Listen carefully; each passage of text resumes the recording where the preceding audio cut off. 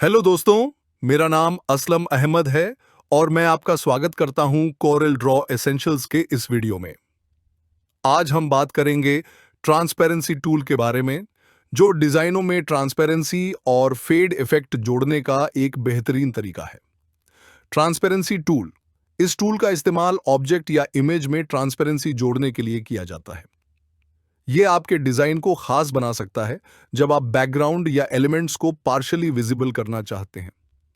इसका transparency level आप अपनी जरूरत के हिसाब से एडजस्ट कर सकते हैं।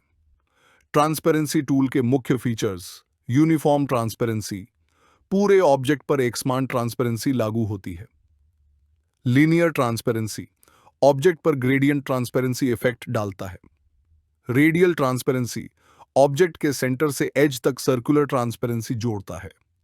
यूजेज: बस टूल बॉक्स से ट्रांसपेरेंसी टूल चुनें और ऑब्जेक्ट पर क्लिक करें, फिर ट्रांसपेरेंसी लेवल एडजस्ट करें और अपने अनुसार इफेक्ट्स जोड़ें। तो दोस्तों, यह था ट्रांसपेरेंसी टूल का संक्षिप्त परिचय।